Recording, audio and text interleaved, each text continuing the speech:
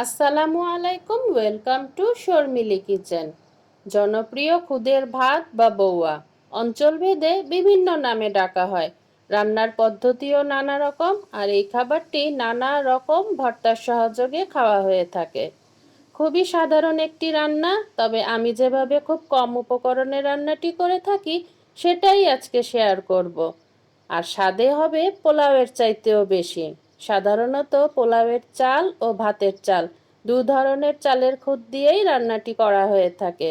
রান্নাটি করার পূর্বে চালের খুদ ভালোভাবে ধুয়ে আমরা পানি ঝরিয়ে নেব। পাত্রে তেল গরম করে নেব।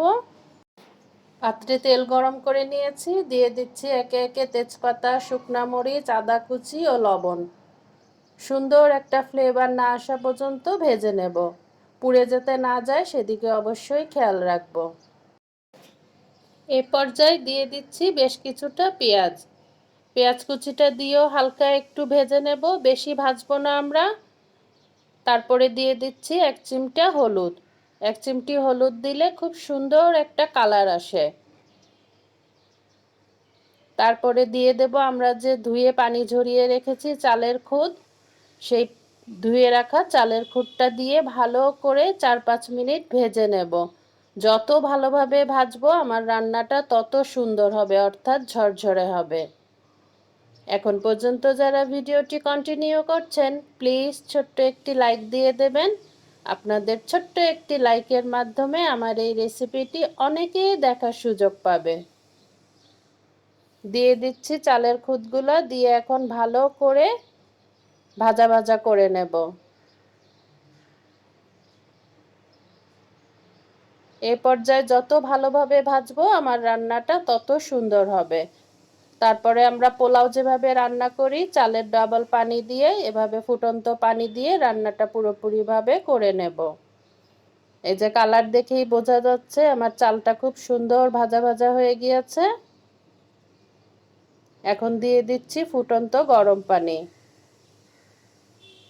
দিয়ে ভালোভাবে মিক্সড করে ঢেকে রান্নাটা করব 18 থেকে 20 মিনিটের জন্য মিডিয়াম ফ্লেমে।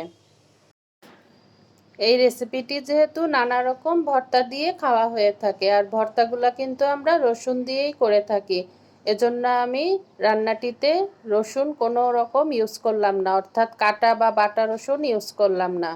এভাবে কাটা আদা বা ছেঁচা আদা দিয়ে রান্নাটা করে দেখবেন, খুব সুন্দর একটা ফ্লেভার অ্যাড হয়। মাঝখানে আমি একবার নাড়িয়ে দেব। ফিরে আসলাম 20 মিনিট পর। 18 থেকে 20 মিনিটের মধ্যেই আমার মিডিয়াম ফ্লেমে রান্নাটা খুব সুন্দরভাবে হয়ে যাবে। পাত্রটি যদি পাতলা থাকে তাহলে নিচে একটি ভারী তাওয়া দিয়ে রান্নাটি করলে রান্নাটা একদম পোলাওয়ের মতন ঝরঝরা হবে। আরও 4 থেকে 5 মিনিট দমে রেখে আমি পরিবেশন করে নেব। নানা রকম ভর্তা দিয়ে এটা খাওয়া হয়, আমি আগেও বলেছি। ভর্তার সবগুলো রেসিপি আমার চ্যানেলে দেয়া আছে, চাইলে দেখে নিতে পারেন। আমার রেসিপিটি পরিবেশনের জন্য একদম তৈরি। আমি পরিবেশন করে নিচ্ছি।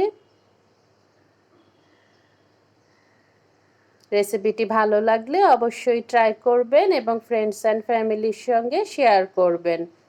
আর এরকম আদা ছেঁচা বা আদা কাটা দিয়ে রেসিপিটি করে একবার হলেও দেখবেন, দারুণ একটা ফ্লেভার অ্যাড হয়।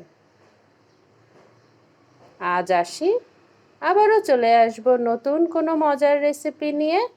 আপনারা সবাই ভালো থাকুন, সুস্থ থাকুন, আমার জন্য দোয়া করবেন। আল্লাহ হাফেজ। আসসালামু আলাইকুম।